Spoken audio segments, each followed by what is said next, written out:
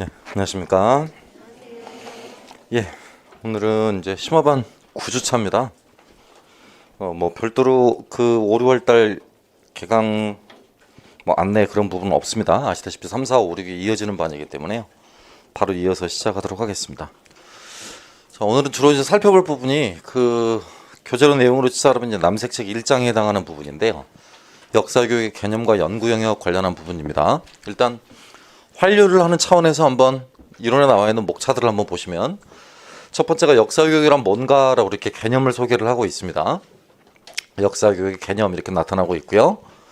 그다음에 역사교육의 의미라고 하위 목차를 두고 지금 이렇게 따로 두 개를 두고 있죠. 교과교육과 역사교육이라는 의미를 쓰고 있고 교수내용지식과 역사교육이라는 의미를 쓰고 있습니다. 이 부분이 영일론의 관점에 따라서 목차를 분류해 둔 거고요. 이게 연구론의 관점에 따라서 지금 목차를 분류해 둔 것입니다. 바꿔 말하면 교과교육학의 여러 가운데 그러니까 10여 개 그 교과가 있으면 그 10여 개 교과를 가르치는 데 있어서 필요한 고유한 교육이론, 이걸 교과교육이라고 부르는데요. 교과교육은 이렇게 교육학과 유상관계를 놓고 보면 교육학보다는 하위에 있는 것이거든요. 이렇게 교과교육이다 이렇게요. 그러면 이제 이 교과교육 가운데 하나가 이제 역사교육이 이렇게 들어와 있는 거죠. 위계로 치자면요.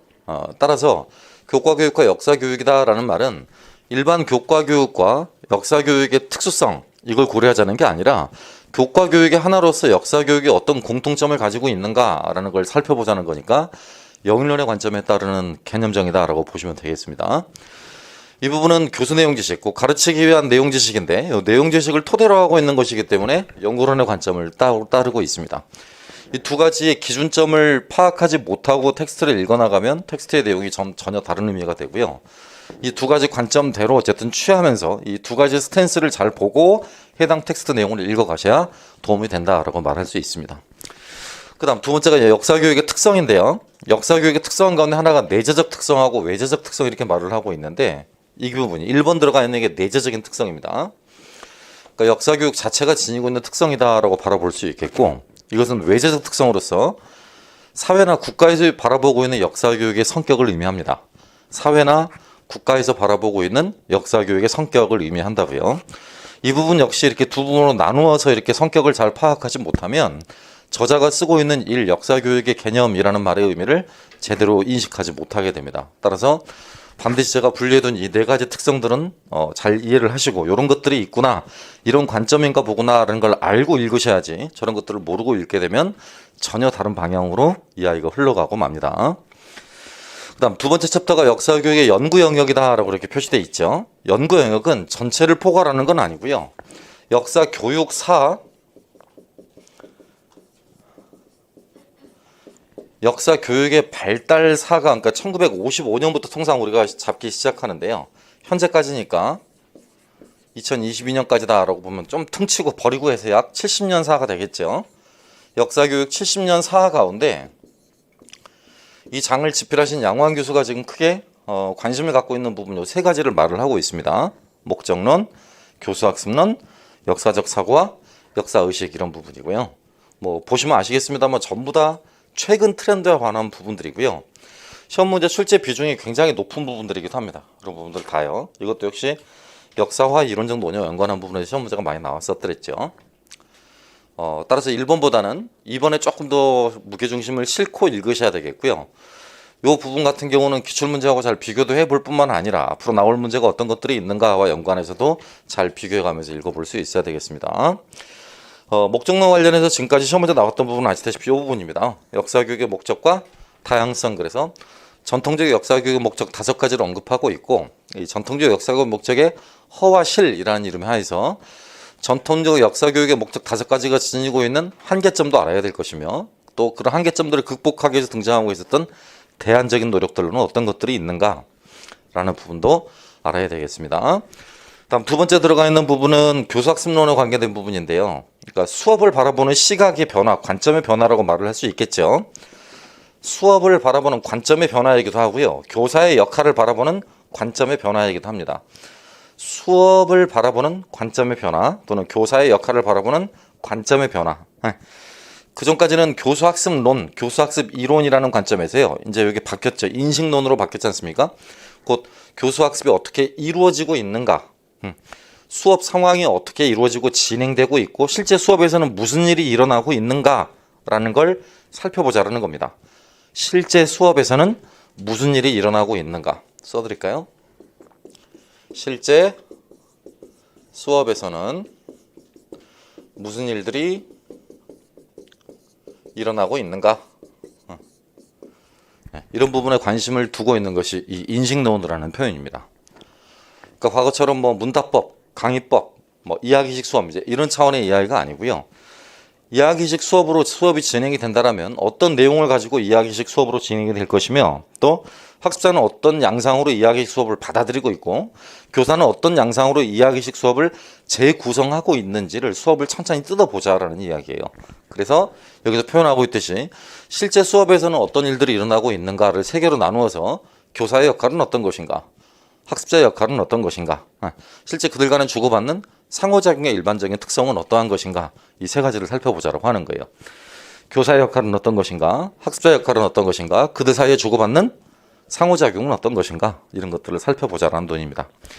그 다음 여기서 말하고 있는 교과 외적 역사학습이라고 하는 것은 역사학습의 주된 통로가 이제 더 이상 학교만이 아니지 않습니까? 그러니까 또 다른 역사학습의 가장 중요한 통로 가운데 하나가 미디어인데요. 그러니까 요즘 학생들이 학교 교육을 토대로 하지 않고도 가정이나 또는 사회 속에서 사회생활을 하면서 아이들이 경험하게 되는 외부적인 통로가 굉장히 많다라는 거지. 그런 외부적인 통로 속에서 어떤 방법으로 역사를 역사답게 받아들이고 만들어갈 것인가에 관한 고민이라고 볼 수 있어요. 그래서 다른 말로 변형하면 미디어가 역사학습에 끼치는 영향은 어떠한 것인가라는 부분입니다.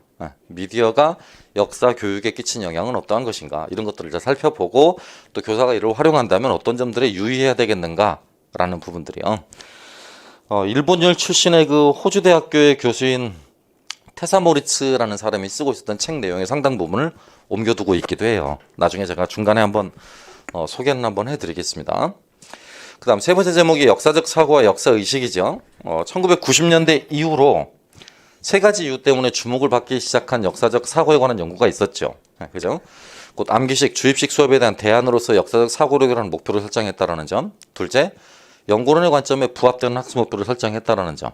그다음 셋째, 실제 학습자들의 문제 해결력과 역사적 사고를 함양하는 데 도움이 될 수 있다라는 점. 뭐 이런 요소들 때문에 1990년대 이후에 역사적 사고에 관한 연구 성과들이 굉장히 많아지기 시작했고, 저 역사적 사고에 관한 관심이 촉발됨으로써 1950년대 이후에 나타났던 역사 의식에 관한 관심도 다시 재고됐고요. 1950, 60년대가 동아시아, 특히 일본에서 나타났던 역사 의식의 계열화 연구가 개인적, 심리적 차원에서 많이 진행이 됐다면 1970년대는 독일에서 불기 시작한 일상사회 발음을 타고 독일 내부의 역사학자들, 특히 현대 역사학의 쌍벽이라고 할 수 있는 헤이든 화이트와 웨른 리젠으로 대표되는 두 인물 가운데서 헤이든 화이트는 영미식의 유럽 서사 또는 미국식의 서사와 내러티브 서술을 강조했던 역사 이론가라면 웨른 리젠이라는 사람은 1970년대 이후부터 나타나고 있었던 집단기업, 그 집단기업과 공적기업 간의 관계, 또 공적기업의 전달 통로로서 학교 교육의 기능, 이런 부분에 대한 막대한 관심을 드리고 있던 학자들이었습니다. 그래서 그 두 명의 학자 가운데 한 사람인 웨른 리젠이 말을 하고 있는 1970년대 독일 안에서의 역사의식은 어떤 것이었고, 그런 것들이 캐나다, 미국, 호주 이런 학자들에게 1980년대 어떻게 받아들여졌으며 다시 그것이 2000년대 초반의 아시아 국가, 특히 우리나라와 일본에게 어떻게 수용되고 흡수되어졌는가라는 과정입니다. 이제 그 과정에서 웨른 리젠이 언급했었던 역사의식의 유형과 역사의식의 발달 단계, 그것보다도 가장 중요했던 그런 역사의식의 발달 단계의 최종 능력은 그가 말하듯이 구화 능력입니다. 구화. 우리말로 바꾸면 나레이션 능력이고요. 여러분이 알고 계시는 표현으로 바꾸면 내러티브 활용 능력이거나 내러티브 구성 능력입니다. 내러티브 활용 능력이거나 내러티브 구성 능력이라는 거죠. 그러니까 역사의식이 있는 사람만이 그렇게 내러티브를 활용하거나 내러티브를 구성할 수 있다라는 점을 강조함으로써 역사적 사고와 쌍벽을 이루는 역사적 교육의 목표로 작동하게 됩니다. 내러티브 구성 능력이 또는 내러티브 활용 능력이 역사적 사고와 쌍벽을 이루는 역사교육의 목표로 기능하게 된다고요.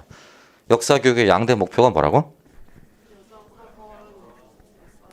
말 안 하냐?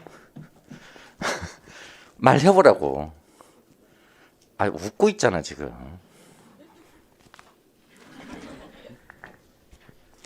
나는 다 외우고 있으니까 니들이 외워야지. 응? 현재 지금 역사교육의 쌍대 목표가 뭐라고? 역사적 사고와 그러면 안 되고 역사적 사고력의 육성과 에? 내러티브 구성 능력의 육성 이런 것들 강조된다고. 시작. 그렇지. 그래서 전년도 시험 문제요 내러티브 능력이라는 부분이 내러티브라고 답을 썼던 부분이 시험 문제 나왔던 것이고요. 이런 내용들은 나머지 내용들을 이제 요 방금 제가 앞서 설명해드렸던 내용들을 보충 설명하고 있는 내용이 되겠습니다. 마지막이 역사 서술과 역사 이해인데요. 역사 서술에 그동안의 역사 교육자들이 관심을 가져왔던 부분은 역사 교과서의 서술 양식에 관련한 부분이었고 서술 양식에 관련한 부분에서도 겉으로 드러난 서술 양식이 있고 함의적 서술 양식이 있는데요. 최근에는 그 함의적 서술 양식이라고 그래서 두 가지 특성을 강조를 하고 있어요. 하나가 코히어런스라고 해서 응집성이라는 표현을 쓰고 있고 응집성. 그러니까 응집성은 쉽게 말을 하면 앞 단락의 내용과 뒷 단락의 내용의 유의미한 연결성을 의미해. 그러니까 앞부분 설명과 뒷부분의 설명이 유기적으로 교과서가 친절하게 연결이 돼 있느냐 연결이 돼 있지 않느냐. 교과서가 친절합니까? 교과서가 친절하면 교사들이 또 다른 수업 자료나 학습지 이런 것들을 만들 이유가 없잖아요. 교과서는 불친절해요. 그죠? 예전 저 학교 다닐 때부터 여러분 때까지 그러니까 3차 교육 아니 4차 교육 과정부터 현재까지 교과서는 굉장히 불친절한 도서입니다. 불친절하다는 말은 뭐야? 아이들의 사고 활동을 왕성하게 자극시키거나 이해를 도모하기에는 역부족인 교과서라는 이야기죠. 이해해? 그래서 그런 것들을 되살리기 위해서 첫째 그렇게 응집성을 살려야 된다라고 말을 하고 있고요. 두 번째는 아까 앞에서 말했던 것 또 똑같습니다. 적연성이라고 하지. 그 내러티브가 추구하고 있는 특성 가운데 하나인데 플러서빌리티라고 부르는데요. 뭐보다 좀 강화된 개념이야. 과거에 일어났음직한 일을 다룬다라고 하면 그 개연성이지. 그치? 근데 개연성보다는 마땅히 과거에 이런 일이 일어났어야만 한다라는 거야. 마땅히 과거에 이런 일이 일어났어야만 한다라는 거. 이걸 적연성이라고 불러. 그러니까 역사 교과서 서술은 그 두 가지를 갖춰야 된다라고 말을 하거든. 무슨 성과 무슨 성이라고? 응집성과 적연성이라고 외워야 된다고. 응집성과 적연성이라고. 그 두 단어는 올해 시험 문제 나올 수 있어. 시험 문제가 지금 여기까지 나왔기 때문에 이제 여기까지 이 다음 순서로 이거 나오는 거는 시간 문제야. 그러니까 여기서 물어봤던 게 지금 내러티브라는 한 단어 물어봤으니까 역사 서술과 역사 이해라는 부분에서는 딱 그 둘 중에 하나야. 무슨 성 무슨 성? 응집성과 적연성. 응집성이 뭐라고? 설명의 유기적인 관련성을 말한다니까. 앞단락의 설명과 뒷단락의 설명이 있으면 그 설명 내용들 간의 유기적인 관련성을 응집성이라고 부른다고. 알겠어? 적연성은 마땅히 과거에 일어났어야만 했던 일. 의당 또는 마땅히 이러이러해야 된다라는 당위성. 개연성보다는 좀 강화된 거죠. 자, 그럼 정도를 나눠보자. 가장 정도가 약한 게 코인시던스야. 우연성이야. 그 다음이 개연성이야. 그 다음이 적연성이야. 그 다음이 법칙성이야. 알겠어? 무슨 말인지? 시작. 우연성이야. 그 다음이 개연성이야. 그 다음이 적연성이야. 그 다음이 법칙성이라고. 이렇게 역사 서술이 추구하는 성격이 그렇게 강도가 세지는 거라고. 강도가 세지는 거라고. 이해하겠니? 무슨 말인지? 그런 단어들도 잘 기억하고 있어야 돼요. 자, 대략 목차 개관만 해드렸지만 실제로 쉬운 내용들은 아니에요. 텍스트에 있는 내용들을 모르고 그냥 넘어가거나 아니면 묻어버리니까 그냥 쭉쭉쭉 읽어나간다는 느낌이 들지. 뒤편에 참고문헌 보시면 아실 거야. 일장 하나의 뒤에 딸려있는 참고문헌이 얼마나 많은지. 방금 제가 설명드린 내용들이 전부 다 참고문헌에 접수되어 있는 내용들이니까 그런 내용들을 하나하나씩 좀 같이 보면서 읽어보도록 하겠습니다. Got it? 자, 그럼 이제 기본 문제로요. 시험 문제 그동안에 어떤 것들이 출제됐나 한번 봐볼까? 이 장의 1장에 관련된 내용인데요. 이렇게 나왔어.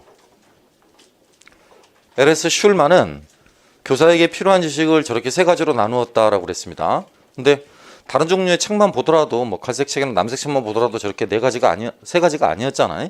원래는 7가지씩 이렇게 구분했는데 그 가운데 세 가지만 지금 주목을 받고 있는 거지. 이해해?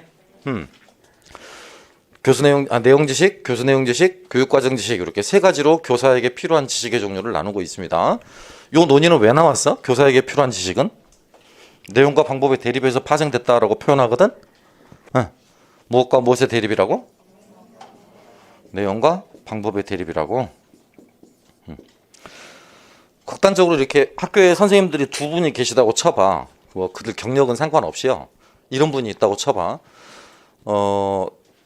중고등학교 교수님들 떠올리시기가 너무 옛날 기억이면 대학 교수님들 떠올리셔도 괜찮아. 여러분들 대학에서 가르쳐준 선생님들 떠올리셔도 괜찮다고. 학문적으로 굉장히 많이 하셔. 그리고 논문도 굉장히 많이 쓰셔. 그래서 그 분야에 굉장한 전문가자 권위 있는 학자로 인정을 받고 있어.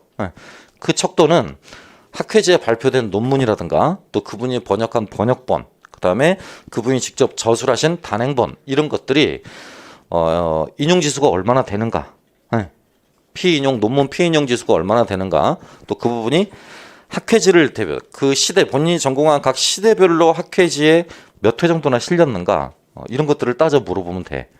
이해? 저 학교 다닐 때 응사님 가운데 한 분 또 그렇게 피인용 지수가 굉장히 높았던 분인데 아이들 앞에만 서면 떨어. 학생들 앞에만 서면 떨어진다니까.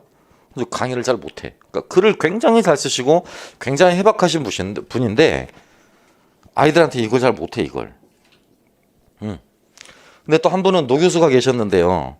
석사학위로 대학 교수가 되셨거든. 예전에는 많이 그랬어. 특히 뭐 고대사 하시는 분들은 왕왕 그러던 흔한 일이었었죠. 그렇게 오래된 이야기도 아니야. 저도 석사 4학기 때부터 강의 나갔거든. 석사 4학기 때부터요. 그리고 박사 하면서까지 쭉 나갔으니까 아무튼 얼추 10년이 넘어. 그렇게 시간 강의 하면 나갈 때가. 그러니까 얼마나 젊을 때겠어. 32부터 나갔으니까. 그치?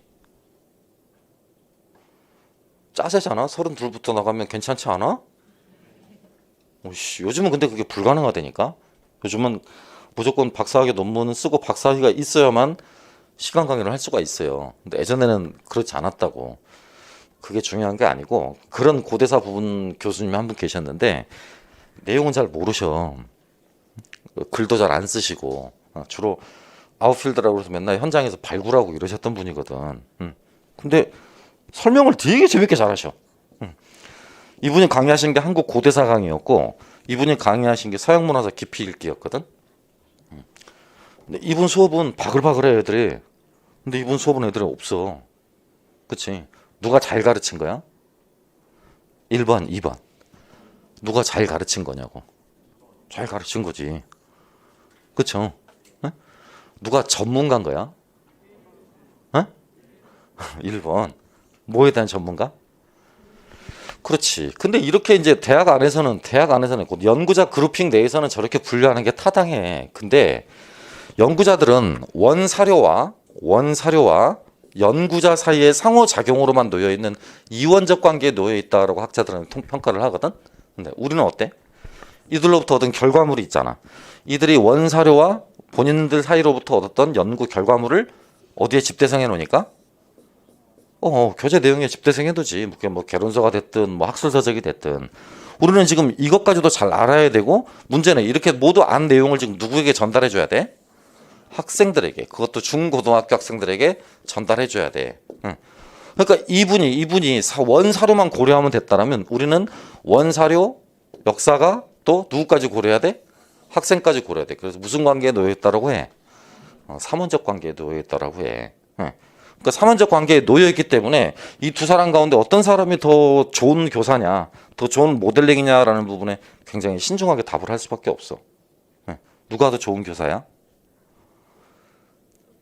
이런 삼원적 관계의 특성을 고려해 본다라면 이 서양사 교수분이 학교 가면 중고등학교 가면 더 좋은 교사야? 한국 고대사 교수분이 더 좋은 교사야?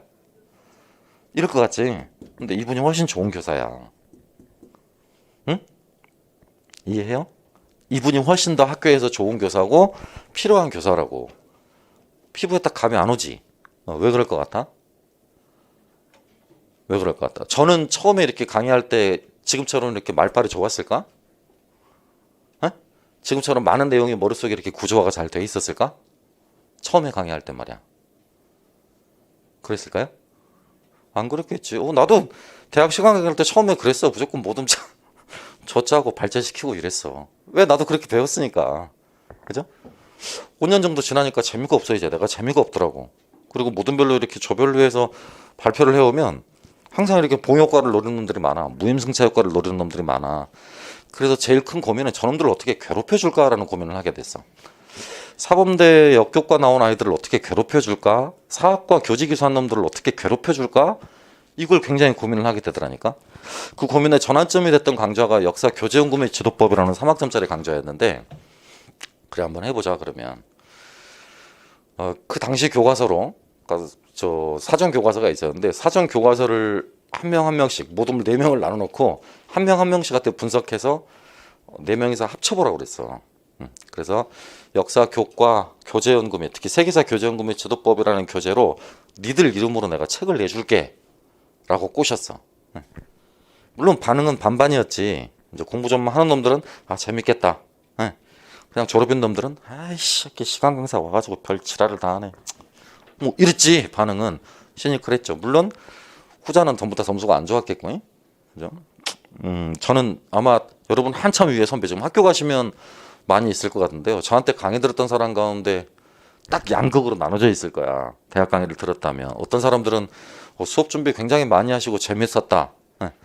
어떤 놈들은 F 맞았다. 딱 그 2개. 반을 F를 줬거든. 반을. 왜냐?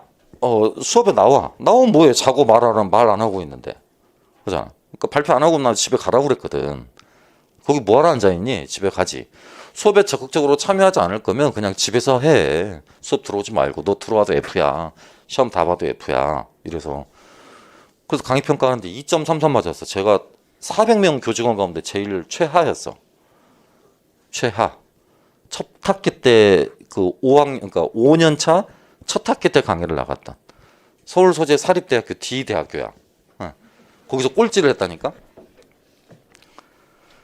재미가 없었다는 이야기겠지. 아니, 좀 더 솔직히 말을 하면 그때는 아직 준비가 안 됐었어, 학생들이. 그러니까 교재연구 및 지도법 강의를 한 번도 들어보지도 못했고 3학점짜리 강의를 위해서 그렇게 많은 시간을 투자해야 될 줄은 몰랐던 거지. 그러니까 수강 신청 잘못해서 에이 씨발 이러면서 한 학기 마쳤던 거야. 그런 애들은 주로 F를 맞았던 거고, 수업을 잘 듣고 정리를 잘 하고 이랬던 애들은 임용고시 보면서 다 그 당해년도에 붙었지. 이유는 2가지지. 하나는 교과서 내용을 완벽하게 이해했고, 두 번째는 역사 교재 및 수업 방법에 관한 2문제를 정확히 맞췄으니까. 그러니까 그런 애들은 한 번만에 딱 붙어 나가는 거고, F 맞았던 애들은 4수, 5수, 6수 뭐 이렇게 했던 기억이 나. 저 역시 마찬가지지. 그럼 아까 그 기준 넌 뭐냐?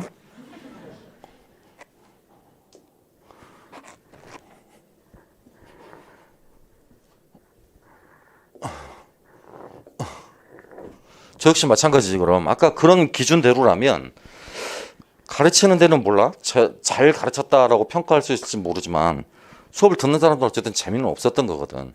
그럼 나는 잘 가르치지 못하는 교사였고 많이 아는 교사였던 거지. 이해해? 어떤 교사가 되고 싶으냐고. 그게 내용과 방법의 대립의 핵심이야. 그럼 이런 문제도 있었을 거 아니야. 내용을 잘 알아야 된다라고 말을 하는 사람들은 내용을 잘 알아야 된다라고 말을 하는 사람들은 주로 사학과 사람들이 많았어. 방법을 중요시하는 사람들은 사범대 출신들이 굉장히 또 많았어. 그도 그럴 수밖에. 이쪽은 역사학을 모학문으로 삼고 있었고 이쪽은 교육학을 모학문으로 삼고 있었기 때문이지.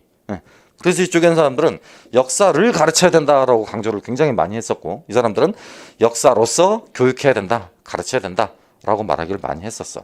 통상 이런 사람들을 내용 우위론자, 이런 사람들을 방법 우위론자라고 했는데 이 2사람들에게 철퇴를 내리는 조치가 취해졌지. 그게 역사교육학이라는 학문이 등장한 거야. 역사교육학이라는 과목이 대학의 정식 교과목으로 자리 잡기 시작한 건 불과 30년밖에 안 됐어. 그 이전까지는 역사교육학이라는 과목 자체가 없었으니까. 근데 그 과목이 딱 생기고 나서부터는 모두 잘해야 되고 역사학도 잘해야 되고 모두 잘해야 되고 교육학도 잘해야 되고 지금 여러분과 같은 만능인들이 태어나게 된 거라니까요. 제가 임용 강의 처음 했을 때만 하더라도 사학과 학생들 가운데 교직 이수한 사람들이 이 전체 수강생의 3분의 2였어. 3분의 2. 23년 전만 하더라도. 아시겠어요?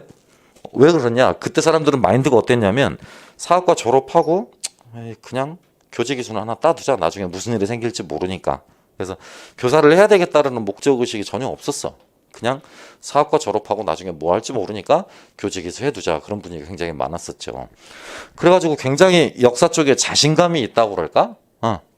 좀 자신감이라는 표현보다는 자만심이라는 표현이 더 적절할 것 같아.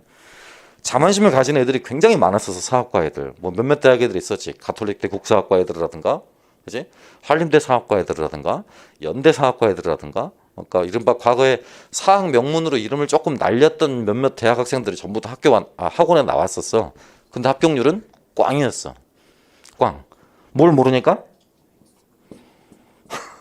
이걸 몰라. 그리고 이걸 배워본 적이 없대 이걸.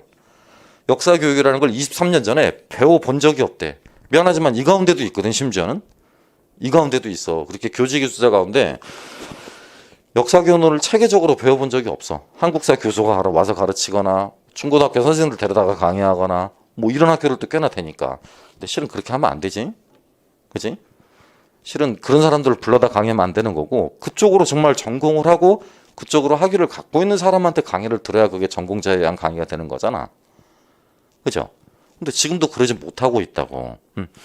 아무튼 아까 다시 원래 얘기로 돌아가면 그러니까 내용을 더 많이 알아야 된다 아니다 내용보다는 잘 가르쳐야 된다라는 둘 간의 논박은 많이도 알고 잘도 가르쳐야 된다라는 결론으로 끝났어. 많이 알아야 되고 잘 가르쳐야 된다라는 걸로 끝났다고. 너무 당연한 이야기 아니야? 그렇죠? 교사 스스로 많이 알아야 되고 또 많이 한 걸 토대로 뭐 해야 되고 잘 가르쳐야 되고. 그렇지? 그럼 이런 논의가 왜 나타났겠냐? 왜?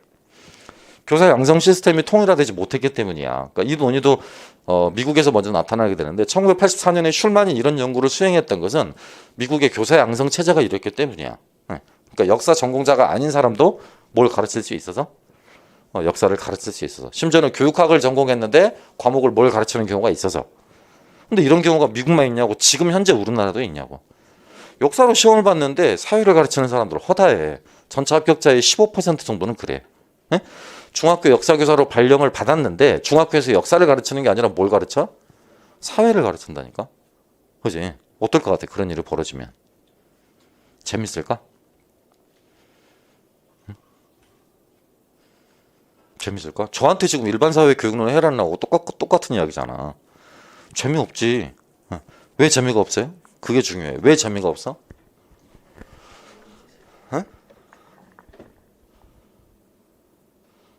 왜 재미가 없을까? 알고 있는 게 비슷한 말 했네. 알고 있는 게 없어서 적어서 조금 더 정확히 표현해보자.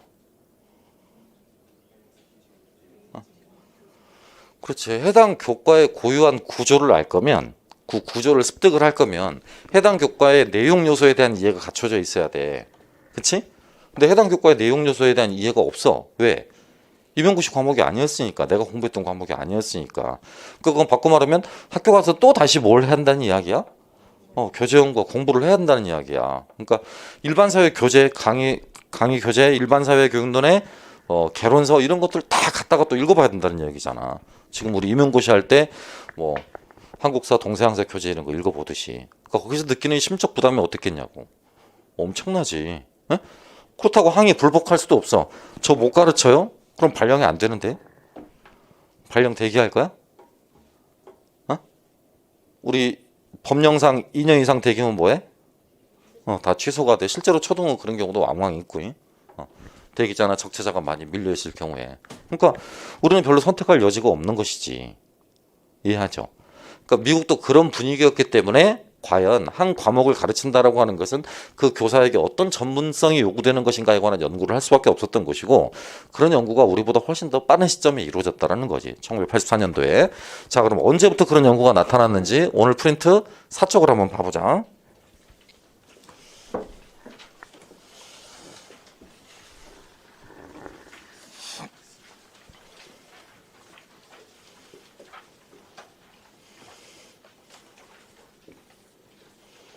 사책을 보시면 가르치는 데 사용하는 내용 지식의 획득과 발달이라고 제목을 붙여놨어.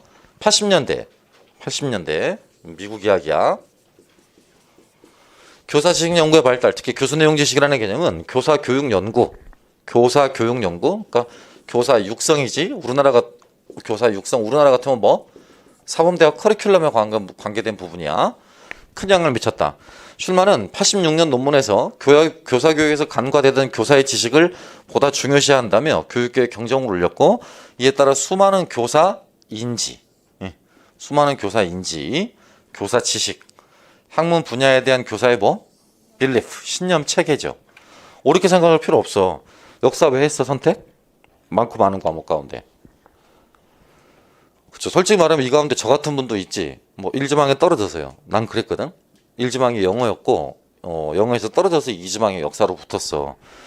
고등학교 때도 진짜 부끄러운 이야기인데, 그때 학력고사라는 걸 봤었는데, 학력고사 국사에서 틀린 3개가 국영수 3개 합친 것보다 많았으니까. 그러니까 그만큼 나는 국사를 못했어. 또 재미도 흥미도 느끼지 못했고, 어릴 때부터도 제일 외우는 거는 굉장히 짜증나 했었고 자신 없었어. 근데 이해하는 거. 문과생이었는데도 수학을 그렇게 싫어하지 않았던 걸 보면 나쁜 머리는 아니었던 것 같아. 이해를 위해서 나쁜 머리는 아니었던 것 같다고. 근데 무비판적으로 암기하는 건 너무 싫었어. 대표적으로 중학교 때 선생님이 태정태세 문단세 예성전중 인명성 과인선형 숙경형 고술 이렇게 해서 조선왕조 왕위 외우라거나, 고등학교 올라가니까 또 고려 왕조를 외우라는 거야. 나는 그걸 왜 외워야 되는지를 선생들이 납득을 안 시켜줘서, 이걸 외우면 제가 어떤 부분에서 유리하고 어떤 지식의 유용성이 있는지를 타당하게 설명을 해주셨으면 외웠을 거야. 근데 그런 선생님들 없었어. 그냥 외우라고 해서 나와서 못 외우면 여기 붙잡으라고 그랬고, 이렇게 엎드려 있으면 여기를 대부로 때렸지. 밀걸레로 때리거나, 그거 다 외울 때까지. 그런 식으로 고등학교 3년을 보냈어. 그래서 국사가 싫을 수밖에. 그 당시 또 내 이미지 속의 국사는 어땠냐면, 다른 선생님들은 다 스카이 출신이었거든. 근데 국사 선생님만 전남대 출신이었어. 그래가지고 이제 우리끼리 머릿속으로 뭐라 그러냐면, 아이씨, 실력도 없는 게, 애들 때리기만 하고 쥐어 패기만 하고. 나중에 알게 된 거였는데, 그분이 이제 전교조에 해직도 당하시고, 박사도 하시고 굉장히 해박한 분이셨던 거야. 그래도 어쨌든 용납은 안 되지. 박사면 때려도 돼? 응? 여기 피떡이 막 묻어가지고 그렇게 팬티에서 이렇게 뜯어내기 힘들 정도로 그렇게 때려도 되는 거야. 근데 아무튼 그때는 그래. 실제로 영화 친구에서 보는 것처럼 실제 다 그런 세대를 보냈어. 여러분 부모님이나 저나. 그렇게 얻어 터지고도 다음날 그 시간에 어김없이 앉아 있어야만 했었고, 학생 인권이라고는 찾아볼래야 1도 찾아볼 수가 없는 시대를 보냈던 거지. 에? 아시겠어? 그때가 박정희, 전두환 이런 놈들 때야. 공안 출신들. 지금 대통령도 공안이지. 그래서 나는 겁이 나. 또 혹시나 그런 습성들이 발휘될까봐 겁이 나긴 해. 어찌됐든 간에 요 신념이라고 하는 말은 바로 그런 부분이야. 내가 왜 역사를 선택했고 왜 역사를 공부했는가라는 부분. 저는 처음에는 전혀 없었고요. 이제 이 일을 하면서 또 이제 막 헛된 꿈도 꿨지.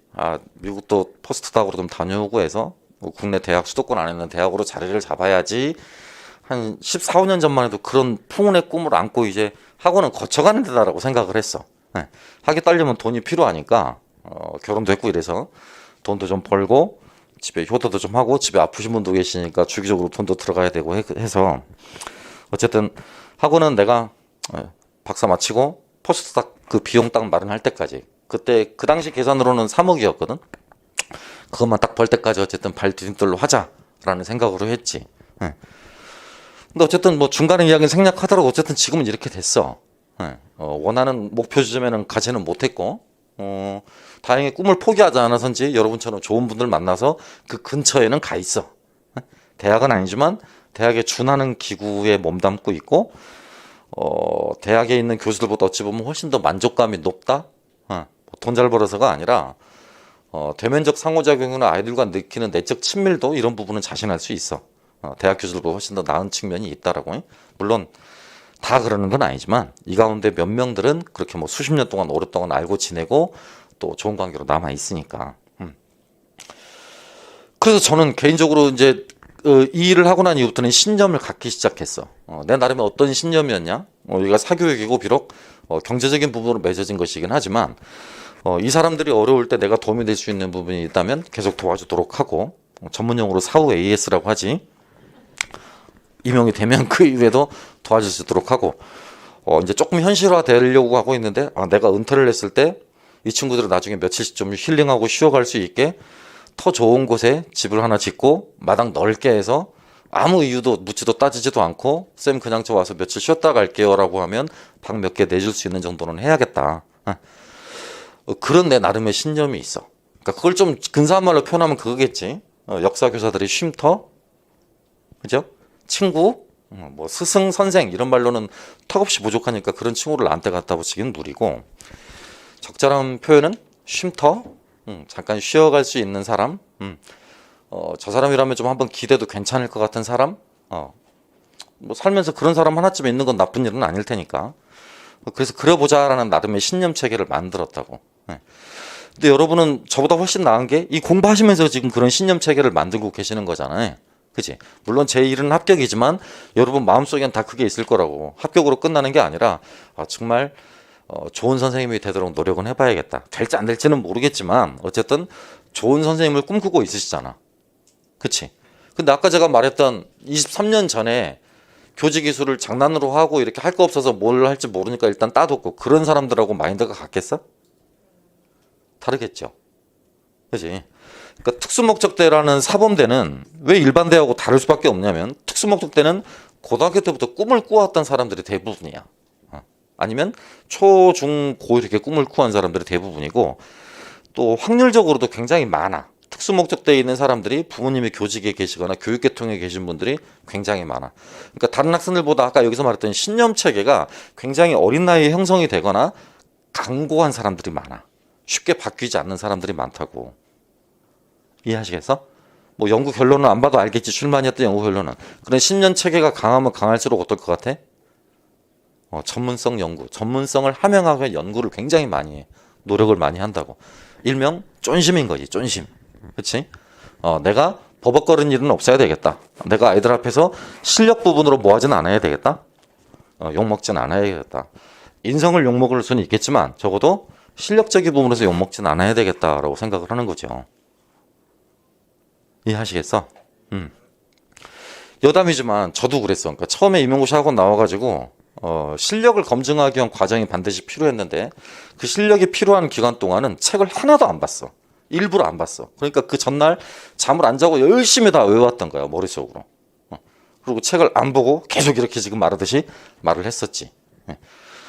그러고 나니까 그 당시 사람들 기준으로는 센세이션을 했나 봐.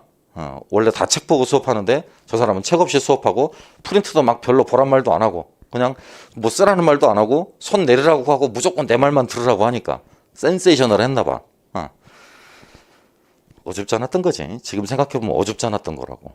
그잖아? 그러니까 수업 시간을 상호작용으로 생각 안 하고 내가 알고 있는 지식을 뽐내는 시간으로 생각을 했던 거야. 학생들한테. 그죠? 근데 그것마저도 신념 체계가 있었기 때문에 가능한 거야. 이해해? 정리하면 훌륭한 교사, 좋은 교사가 되기 위한 실천적 지식으로서 반드시 요구되어지는 건 교수 내용 지식 맞아. 그런데 그 교수 내용 지식은 신념 체계도 반드시 강해야 돼. 네? 그 교수 내용 지식의 형성에 영향을 많이 미치는 요소가 뭐라는 말이야? 신념 체계라는 말이지. 그지? 그러니까 누가 만약에 당신 왜 수많은 과목 가운데 역사를 가르칩니까? 라고 한다면 나는 이것 때문입니다. 라는 확고부동한 답변 하나쯤은 준비해두고 있어야 되는 거야. 알겠어요? 무슨 말인지? 이런 건 답변이 안 된다는 건 알지? 나는 저기 공무원이 되고 싶습니다. 나는 가늘고 길게 살고 싶습니다. 그런 거는 답변이 안 돼. 그러니까 내가 왜 역사교사가 수많은 교사들 가운데서도 왜 역사교사가 되려고 하는가에 관한 내 나름의 주장, 내 나름의 의지 이런 부분들을 뭐라고 부르는 거다? 신념 체계라고 부르는 거라고요. 이해하겠어? 아이고 넘어가 버렸다. 어딜 가버렸냐? 왜 이게 7페이지까지 가버렸니? 4페이지에 있던 게. 자, 그럼 마저 읽어볼게. 이제 그 부분이요. 이에 따라 수많은 교사들의 인지, 그 다음에 지식, 또 학문 분야에 대한 뭐에 대한 연구? 신념 체계에 대한 연구가 쏟아져 나왔어. 그래서 인지적 능력이 뛰어난 사람일수록 수업을 잘했고요. 지식적 배경이 많은 사람일수록 수업을 잘했죠. 신념 체계가 강한 사람도 수업을 잘했고요. 현장 교사들의 수업을 연구했던 지식 성장 프로젝트를 통해서 교수 내용 지식을 확인하고 그 교과를 가르치기 위해 연구 및 정책이 필요한 지식 성격과 종류를 확인하고자 하는 시도였다. 요거에 무슨 프로젝트? 누구의? 현장 교사들의 지식 성장 프로젝트를 주도했던 인물이 슐만이라는 인물이고, 그 슐만의 동료 가운데 한 사람이 누가 있었냐면 윌슨이라는 사람이 있었어. 아마 검색해보면 금방 나올 거야. 수잔 윌슨이라는 여류학자였고, 또 한 사람이 사이크스라는 인물이었어. 사이크스. 그다음에 그때 저 슐만의 휘하로 들어왔던 연구자 가운데 한 사람이 와인버그였고. 이해해? 슐만, 수잔 윌슨, 사이크스, 이 세 사람이 각각 미국 교직에 있었을 때 요 밑으로 이제 현장 교사 출신의 석박사 학위생들이 들어올 거 아니야. 그 가운데 한 사람이 누구였다고? 와인버그였다고. 이해하시겠어? 응? 그러니까 이들은 학맥으로 다 뭉쳐져 있고, 나중에 혹시나 기회가 될지 모르겠는데 이제 이런 역사교육 관련 원서를 보게 되잖아. 그럼 얘네들 같은 경우는 이 원서에 부처라고 해서 스페셜 땡스 투를 2페이지 넘게씩 써. 스페셜 땡스 투를. 그러니까 특별히 내 연구에 도움을 준 어느 대학 누구누구에게 감사를 표합니다라는 말을 무려 2페이지 이상 쓴다니까? 왜 쓰겠어? 과시하는 거지. 과시하는 거라고. 나의 무슨 맥이다 그게? 학맥이다. 학맥. 이걸 보여주고 과시하고자 하는 것이야. 그러니까 그런 학맥을 알아야 곧 이 지식성장 프로젝트라는 연구 프로젝트에 누가 참여했는가를 잘 알게 되면 여러분이 그 결론서들이나 아니면 논문들을 읽어보면서 등장하는 여러 학자들을 그룹핑을 할 수가 있게 돼. 이해해? 물론 이제 석박사가 밟으면 교수들이 다 말을 해주긴 하지만 그 전까지는 여러분이 그걸 스스로 발견해 나가는 과정이니까. 그러니까 아무것도 아닌 것 같지만 왜 이렇게 와인버그하고 관계를 아는 게 필요하냐? 이들 연구는 계속 80년대부터 현재까지 중요한 한 가지의 공통점을 띠고 지금 진행이 되고 있는 거야. 그 중요한 한 가지 공통점이 바로 뭐야? 학교 역사 교육이 더 뭐 돼야 된다? 나아져야 된다라는 거야. 역사 교육이 진보하고 더 발전돼야 한다라는 문제 인식을 다 공유하고 있는 거지. 이해되시겠어? 그 인식의 출발점이 바로 84년에 나왔었던 이 프로젝트야. 저게 84년의 프로젝트가 86년에 연구 성과로 처음으로 나와서 논문이 발표됐으니까 아까 맨 위쪽에는 86년이라고 쓰여 있기도 했었고. 이해돼? 무슨 프로젝트라고요? 지식 성장 프로젝트라고. 어쨌든 이런 프로젝트를 통해서 교수 내용 지식을 확인하고 교과를 가르치기 위해 연구, 정책에 필요한 지식의 성격과 종류를 확인하고자 하는 시도였다. 이 프로젝트 연구 중 가장 널리 알려진 게 바로 뭐였다? 교수 내용 지식이었다. 또 하나 소개해드리면 저 프로젝트 내용 가운데 뭐 있었냐면 교육 사회학에서 말을 하는 비판 이론을 교실 수업에 접목시킨 연구가 있었어. 그게 이영유 교수가 썼었던 교실 역사 지식의 내용과 형식이라는 글이야. 1996년도에 그 학예 논문집 초록번호로 나왔던 역사교육의 이론과 방법이라는 노란 책 안에 사장에 들어가 있는 내용이 바로 그거지. 그것도 똑같이 지식성장 프로젝트 내용의 일환으로서 가르쳐졌던 것들이고, 교수 내용 지식은 교과 내용을 다른 사람에게 이해시키기 위해서 표현하거나 구성하는 가장 유용한 방법이다라고 그랬고요. 또한 특정 주제를 쉽거나 어렵게 만드는데 무엇이든지에 대한 교사의 이해, 그리고 다양한 배경과 연령대 학생들이 가지고 있는 개념이나 선행 개념까지를 포함한다라고 그랬습니다. 다양한 연령대 학생들이 가지고 있는 개념이나 선행 개념, 이걸 누가 알고 있었다는 이야기야? 교사가 알고 있었다는 이야기지. 학생에 대한 정보, 학생에 대한 이해 차원에서 갖고 있어야 한다는 이야기죠. 즉 교수 내용 지식은 가르치기 위한 내용 지식으로 교과의 특정적인 내용 지식의 이것을 뭐를? 구조를 학습자를 고려하여 전달하는 양식이라 할 수 있다라고 했습니다.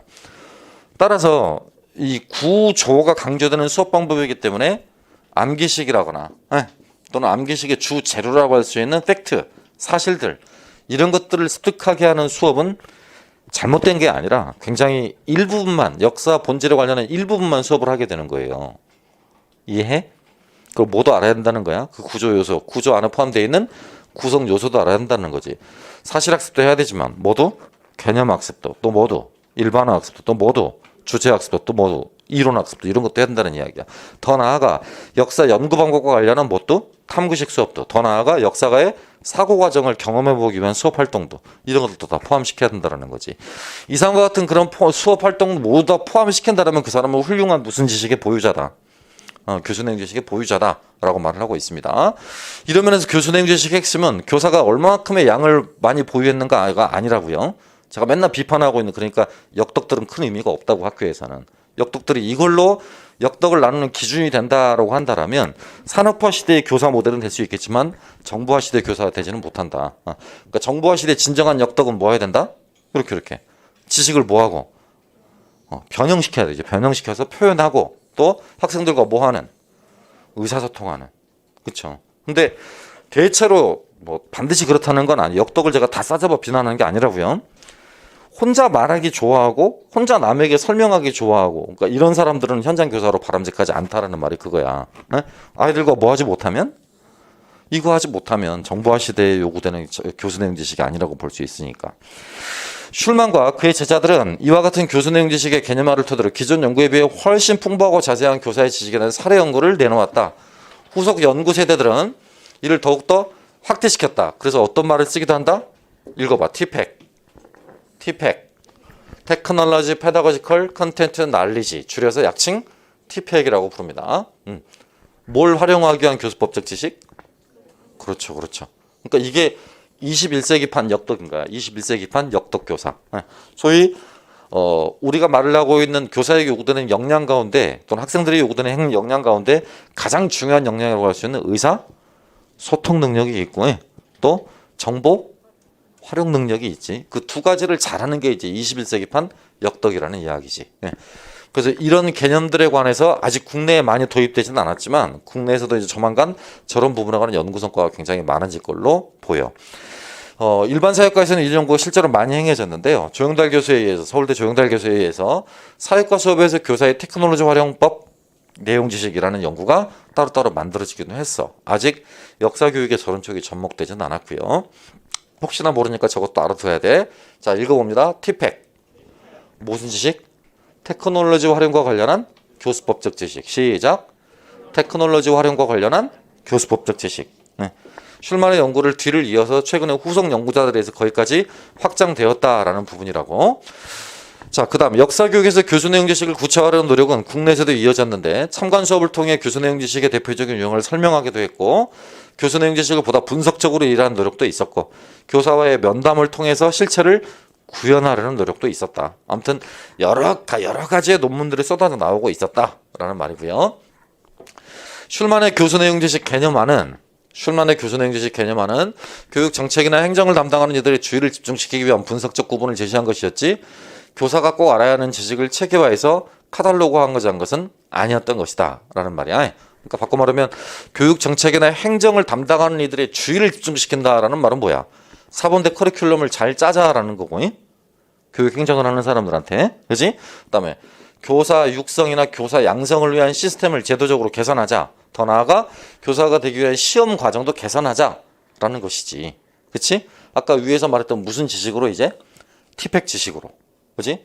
그러니까 테크놀로지를 얼마나 잘 활용하고 그런 것들을 역사 수업에 얼마나 잘 적용할 수 있는가 그런 것들도 교사를 임용하는 데 반드시 필요한 과정이다라는 것들을 시사하기 위해서 연구했다라는 거죠.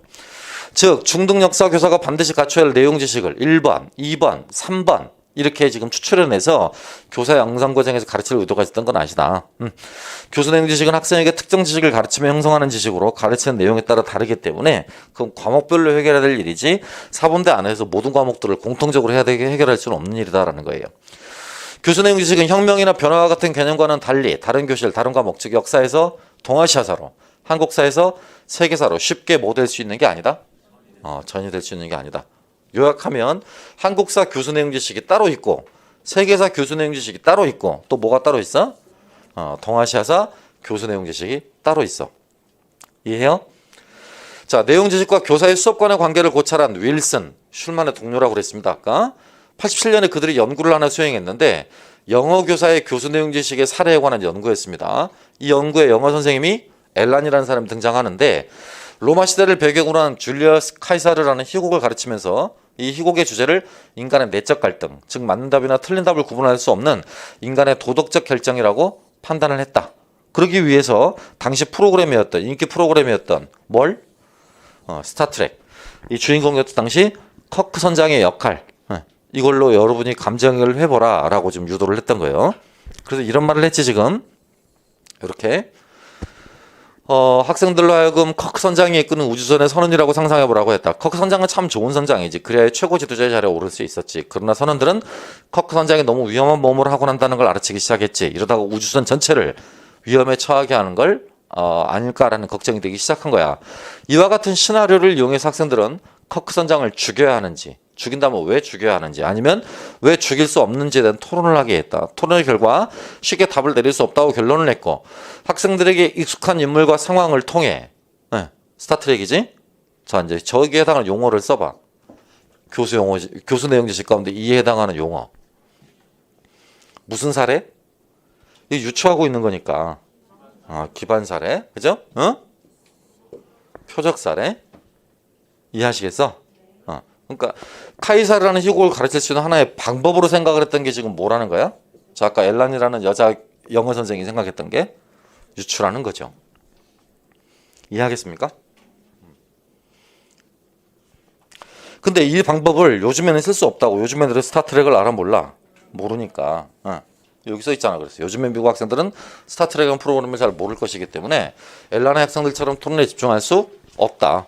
바꿔 말하면 교수 내용 지식 그때그때 뭐 해야 된다? 바뀌어야 된다. 시대에 따라 바뀌어야 된다라는 이야기지. 그 다음 사례 연구 중심으로 흐르던 교수 내용 지식 연구를 발전을 확장시키다고 평가받는 교사 지식과 그 역할에 대한 연구 중 가장 최근 주목을 띄는 연구가 하버드 대학의 힐과 미시간 대학의 볼 그룹의 연구다. 그래서 힐앤볼 그룹이라고 불러. 따라 읽어봐. 힐앤볼 그룹. 뭐에 관한 연구? 최근의 교수 내용 지식에 관한 연구라고. 최근의 교수 내용 지식에 관한 연구라고. 이해하겠습니까? 그래서 힐은 뭐라고 말을 했냐? 여기 보면 힐과 볼의 연구팀은 보다 직접적으로 수업을 하는 데 있어 교사가 사용하는 내용 지식을 뭐 하자? 측정하자. 교사가 수업을 하는데 사용하는 내용 지식을 보다 직접적으로 측정해야 교사의 지식과 학생의 성취도 간의 정확한 관계를 파악할 수 있다는 논지다. 교사의 지식과 학생의 성취도 간의 정확한 관계라고 그랬죠. 그럼 이게 독립변인, 이게 종속변인이야. 상관 연구를 했다는 걸 알 수 있지. 상관관계 연구를 했다는 걸 알 수 있어요. 이와 같은 문제의식을 가지고 연구팀은 수업 현장에서 교사들이 실제로 사용하는 지식을 체계화하는 노력을 기울였다. 그 결과 교사가 가르치는 데 사용하는 내용 지식의 개념화다. 이들이 가르치는 데 사용하는 내용 지식이란 무엇일까? 이는 교수 내용 지식은 어떻게 다른가? 연구팀은 우선 단연간 수업 현장에서 교사들이 실제로 사용하는 지식을 연구 분석했습니다.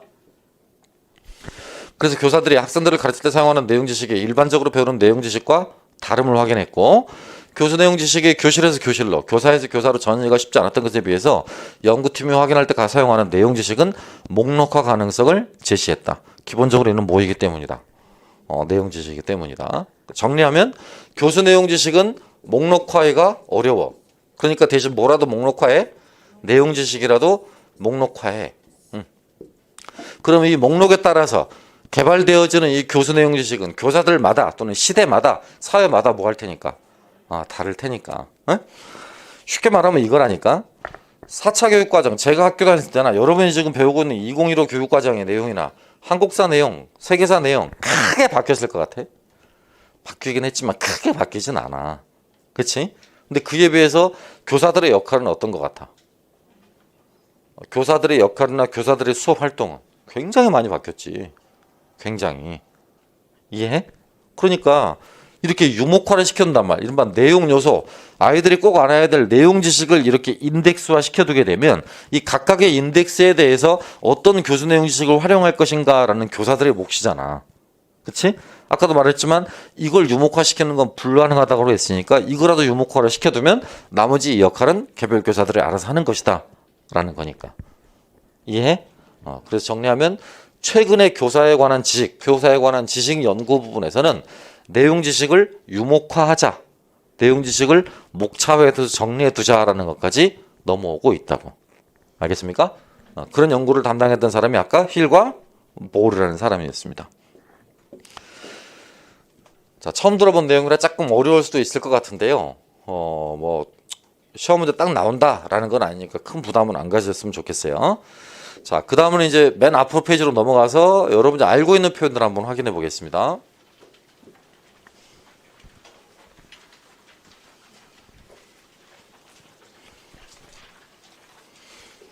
예, 교사의 지식 분류는 이렇게 세 가지로 슐만이 분류해놨다라고 써있죠? 그죠? 그때 말하는 내용 지식은 뭐고? 해당 교과, 그러니까 역사로 치면 역사 과목의 기본 개념과 원리, 또 방법론적 지식이고요. 교수 내용 지식은 그렇죠. 가르치기 위한 내용 지식이라고 했으니까 내용 지식이 밑바탕이 돼서 변형된 거지. 학생들에게 교과를 이해하게끔 제시하고 조직하는 데 유용한 아이디어들을 말을 해. 그 사례로 유추, 은유, 직유, 예증, 또 비교, 비유, 또 감정이입까지 이런 것들까지를 포함한 지식 내용을 말을 합니다. 그 다음 최근에 시험 문제 많이 나오고 있는 교육 과정 지식은 일정한 단계에서 어떤 주제나 어떤 교과를 가르치기 위해서 고안된 일련의 프로그램이고 프로그램. 그 다음에 이 프로그램을 활용할 수 있는 능력이겠지. 또 교육과정 자료를 이용할 수 있는 지식을 의미합니다. 요즘 말로 치면 그러니까 저게 뭐야? 교육과정 무슨 능력? 재구성 능력이 되겠지. 교육과정 재구성 능력. 이와 연관된 지식이 무슨 지식이다? 교육 과정 지식이다 라고 말하고 있는 거죠. 네, 저게 파란 책에 나와 있던 내용이었고요. 교수능력지식 개념을 창안한 사람은 미국의 교육학자인 슐만이다. 그는 교사가 잘 가르치기 위해서 갖춰야 될 지적 기반을 원래는 몇 가지로? 7가지로. 내용 지식, 교수법적 지식, 교육과정 지식, 교수 내용 지식. 이 가운데 지금 요 내용 지식, 그 다음에 요 교육과정 지식, 그 다음에 교수 내용 지식. 이런 것들만 지금 강조됐던 거지. 그죠? 그 다음 학습자에 대한 지식, 교육이 이루어지는 맥락에 관한 지식, 교육의 목적, 가치, 철학, 근거에 관한 지식. 자, 한번 그럼 연습해서 찾아볼까? 역사교육 목적론은 이 가운데 무슨 지식인 것 같아? 역사교육 목적론. 여기 있지? 그쵸? 목적론. 그러니까 이것도 어디에 영향을 미친다는 거야? 아이들의 역사 인식에, 역사 이해에 영향을 미친다는 거지. 내가 어떤 역사 교육의 목적을 갖고 있느냐에 따라서 여러분의 역사 교육의 목적이 영향을 받는다라는 얘기예요. 제가 어떤 역사 교육의 목적론을 갖고 있느냐에 따라서 여러분이 학교에 가서 구현하실 수업 방법에 영향을 미친다라는 거지. 예. 인정하시기 싫을지도 모르겠지만 제가 했던 수업 방법의 일부분을 학교에서 차용하실 수도 있을 것이고 구쌤이 수업했던 방법의 일부를 학교에서 차용하실 수도 있을 거라고. 알겠습니까? 그러니까 그만큼 목적론이 미치는 영향이 크다라는 것까지는 말을 하고 있습니다. 이렇게 3가지 빼고 나머지 4가지 것까지 합쳐가지고요. 대략 7가지로 이렇게 나누고 있습니다. 근데 최근에는 그렇게 최근이 아니라 7가지 가운데 역사과에서 주목을 했던 그 3가지 것들만 지금 주목을 했던 것이죠. 이해합니까? 무슨 말인지? 네. 그 다음에 이런 부분 한번 고민해 보셨어요? 이런 거? 그가 말한 교육이 이루어지는 맥락에 관한 지식. 이거 교육 철학에 관한 지식이지. 그치? 교육 철학에 관한 지식이잖아. 쉽게 말해서 이거 객관주의, 요즘처럼 뭐 구성주의. 그러니까 구성주의 환경에서 교육이란 무엇인가? 객관주의에서 교육이란 무엇인가? 이런 것들의 영향을 받을 수밖에 없다라는 말이에요. 아시겠어요?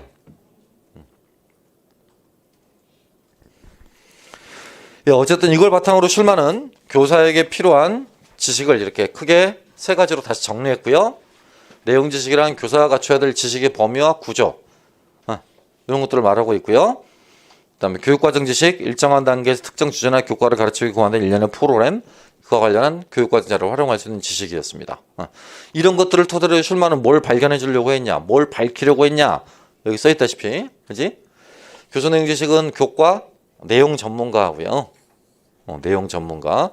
그러니까 이건 교수가 되겠지, 일반적으로 연구자, 교수 또는 연구자가 되겠고, 교과를 가르치는 사람, 교사가 되겠지. 아까도 말했지만 이건 이원적 관계에 놓여 있는 인물, 요건 삼원적 관계에 놓여 있는 인물들이죠. 그러니까 누구는 교수 내용 지식이 굉장히 중요해? 교사는. 그지만 누구는? 교수는 이게 교수 내용 지식이 꼭 필요한 건 아니야. 그러니까 아까 제가 말했던 것처럼 대학에서 서양 문화사를 가르쳤던 그 교수님이 대학에서는 훨씬 더 유용할 수 있어. 이해해? 직접 그 내용을 아이들에게 뭐 해야 되지 않으니까. 가르치고 전달하는 데 목적이 있는 사람은 아니거든. 대학 교수는 교사직이 아니라 연구직이야, 연구직. 그러니까 교수의 제1의 임무는 아이들을 수업 시간에 아이들을 가르치는 거야. 본인의 연구를 수행하는 거야. 연구를 수행하는 거야. 그런데 교사는 아이들 가르치는 게 제1이지. 그렇죠? 뭐 수석교사가 꼭 그런다라는 건 아니지만 수석교사를 뺀 일반 평교사라면 대부분 다 연구보다는 교수를 목적으로 하고 있지. 제1의 목적. 알겠어? 그러니까 아까 말했듯이 연구자와는 다르게 무슨 지식이 요구된다? 교수 내용 지식이 요구된다라는 걸 말하고 있습니다. 예. 남색색 들어가 있는 내용이었고요. 자, 유추 사례 있습니다. 그죠? 유추가 교수 내용 지식 가운데 하나고요. 한자로 그 유비추리의 줄임말을 하는 거 아시죠? 예, 유사성에 근거한 추론의 방식이었습니다. 이런 것들 아테네 민주정치와 현재 우리나라의 민주정치를 비교하는 경우라고 그랬네. 비교하는 경우. 그러니까 여기서 지금 사례로 들고 있는 것들은 목가지를 포함하고 있는 거야. 비교까지를. 또 고려 말기 농장의 성격과 로마의 라티푼디움 관련한 수업 내용. 공화정 말기 자영농 몰락, 오늘날 농민 생활의 어려움, 경제공학, 우리나라의 주식시장에 미치는 영향 이런 것들 전부 다. 그러니까 무슨 사례와 무슨 사례와 관련성 속에서 기반 사례와 표적 사례에 관련한 속에서 자, 이 기반 사례가 뭐라고 했습니까? 다른 말로 익숙한 것, 익숙하지 않은 것, 익숙한 것. 이거 익숙하지 않은 것. 이거 선행학습 또는 선행 경험. 요거 본시학습 경험. 이번에 배우게 될 거라고 했었죠. 역사 수업에서 이용한 설명이 효과적으로 이루어지기 위해서 유추가 효과적으로 이루어지기 위해서는 유의해야 될 점은 다음과 같다. 첫째, 친숙한 경험, 익숙한 경험으로 출발해야 한다는 거야. 뭐를? 기반 사례와 표적 사례를 있어서 특히 기반 사례를 예로 들 때는 어떤 경험으로부터? 익숙한 경험으로부터 삼아야 된다는 거죠. 여기 잘 써 있어. 학생들이 이미 알고 있는 기존의 지식이나 경험을 뭐로 삼는다? 적확히 외워야 될 문장이야. 학생들이 이해하기 어려운 무슨 사례를 또 한번 말하지만 적확히 외워야 될 세 줄을 하고 뭉개 쓰지 말고 적확히 외우라고 요 세 줄을.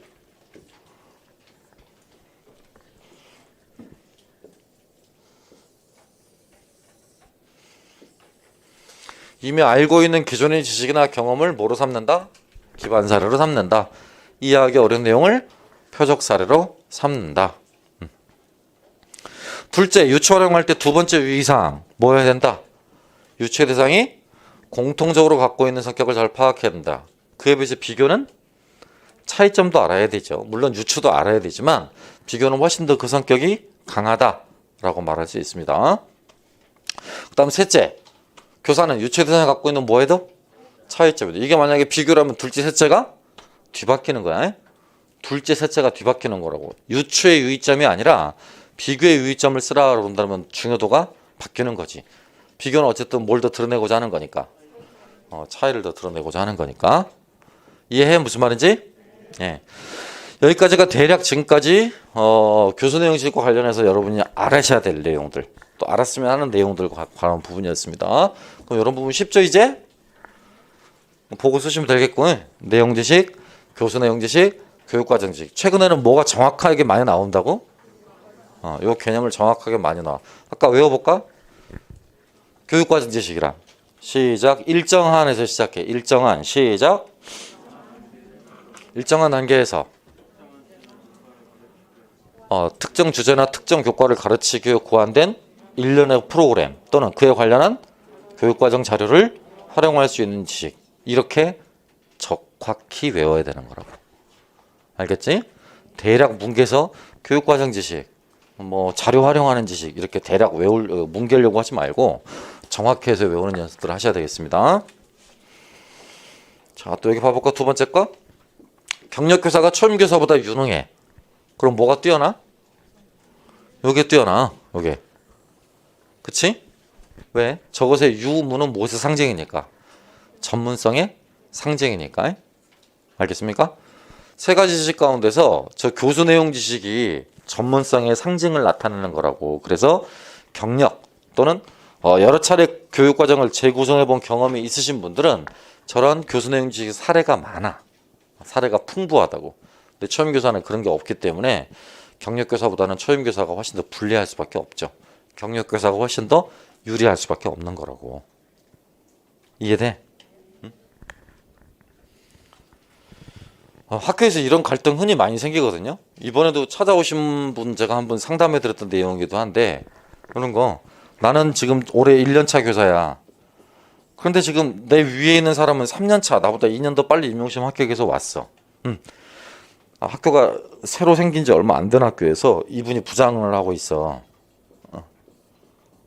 근데 이 친구는 나이가 이래. 이 학생은 이렇대. 딜레마지.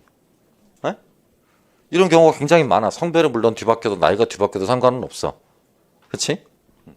근데 이 사람이 항상 보이는 문제가 뭐냐? 초짜 취급을 한다는 거야. 말투도 그렇고 또 실제 시험 문제를 만들 때나 채점을 할 때나 중간중간 부딪힐 때 그 부딪히는 부분은 항상 그런 식으로 대응을 한다는 거지. 그렇지? 합리적인 해결책은 뭘까? 응? 교원박에서 기다려? 어? 물어봐? 쌤도 김쌤 수업 들었어요? 이렇게 물어봐? 어? 아니야 뭐그 젊은 사람들이라면 그러니까 40대 미만이라면 그런 말도 분명히 통하긴 할 것 같아. 학원 수업 들으셨어요? 네. 뭐 10에 9명은 들었을 테니까. 네. 김쌤 수업 들었어요? 네. 잃을게요. 그것도 괜찮을 것 같아요. 근데 합리적으로 해결하는 방법은 뭐가 있을까요?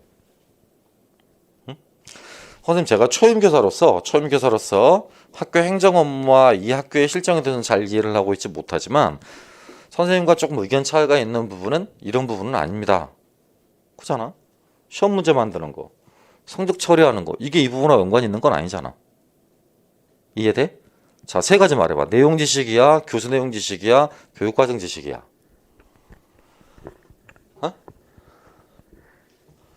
그건 폭넓게 보면 교육과정 지식이야. 교육과정 지식. 에? 야, 교수 내용 지식이라고 그러면 말할 논리가 없잖아. 쟤는 짬밥 교사고 나는 신규인데 어떻게 말을 해. 경력 교사가 초임 교사보다 유능하다고 지금 논문에 딱 들어가 있는데 뭐라고 할 거냐고. 그잖아. 그러니까 교수 내용 지식 이야기는 절대 하면 안 돼. 내용 지식도 왜 이야기할 게 없어? 다 똑같은 시험 보고 당신도 합격하고 나도 합격했으니까 당신이나 나는 내용 지식 차이는 내용 지식은 검증이 끝난 상태지. 그럼 남은 건 뭐야? 그거야 그거. 교육과정 지식이라고. 에? 근데 문제는 이때 말하는 이 교육과정 지식이 적어도 뭐는 아니야? 에? 해당 학교에 오래 있었다고 저게 늘어나는 건 아니라니까.